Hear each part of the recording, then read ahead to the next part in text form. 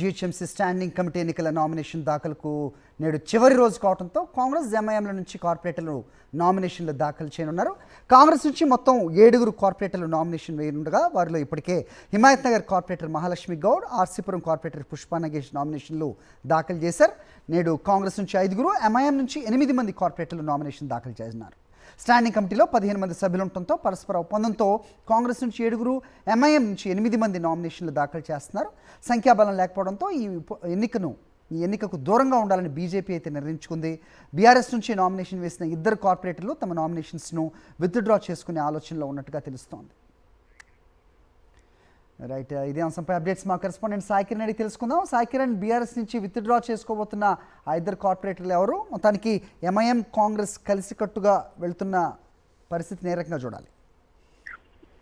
హరి, జీహెచ్ఎంసీలో అంటే greater Hyderabad municipal corporation లో standing committee elections అనేటువంటి ప్రధానంగా చర్చకు దారితీశాయి. సార్, అయితే తెలంగాణ రాష్ట్రం ఆవిర్భవించినప్పటి నుండి గత 9 ఏళ్ల నుంచి కూడా స్టాండింగ్ కమిటీ ఎలక్షన్స్ అనేటువంటివి ఏకగ్రీవంగా జరిగాయి. అంటే పోటీ అనేటువంటిది లేకుండా ఎంఐఎం బీఆర్ఎస్, అప్పుడు బీఆర్ఎస్ రాష్ట్రంలో బీఆర్ఎస్ అధికారంలో ఉంది కాబట్టి వాళ్ళు ఇద్దరు కూడా చెరవ సగం పంచుకున్నారు 15 స్థానాలకు గాను. సో అయితే ఇప్పుడు రాష్ట్రంలో అధికారం మారింది, కాంగ్రెస్ పార్టీ అధికారంలోకి వచ్చింది. సో ప్రస్తుతం హైదరాబాద్ లో జిహెచ్ఎంసీకి సంబంధించి పూర్తిగా కాంగ్రెస్ పార్టీ తను ఆధిక్యం పెంచుకుంది ఇందులో జిహెచ్ఎంసీలో. సో దానిలో భాగంగా ఈసారి స్టాండింగ్ కమిటీ ఎలక్షన్స్ కి పూర్తిగా అటు 7 కాంగ్రెస్ కార్పొరేటర్లు నామినేషన్లు వేయగా 8 మంది ఎంఐఎం కార్పొరేటర్ నామినేషన్ వేశారు. అయితే ఇందులో బీఆర్ఎస్ కార్పొరేటర్లు ఇప్పటికే 2 కార్పొరేటర్లు నామినేషన్ వేసినప్పటికీ కూడా పార్టీ నుంచి అటు మద్దతు లేదు, అలాగే వారికి సంఖ్యాబలం కూడా లేదు.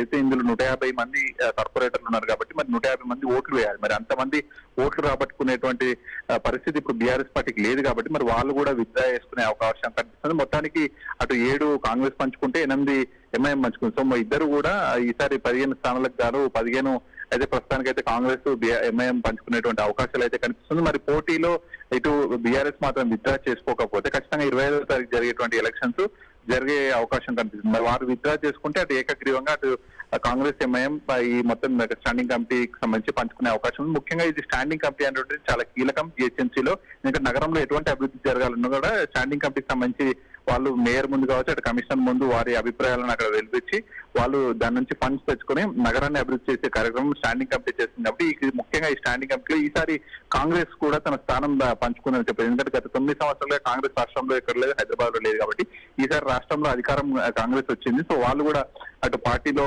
కార్పొరేటర్లు చేరిన తర్వాత ఇప్పుడు స్టాండింగ్ కమిటీలో కూడా వాళ్ళు కూడా స్థానం కల్పించుకునే అవకాశం వారికి ఈసారి దక్కింది. ఓకే సాయి.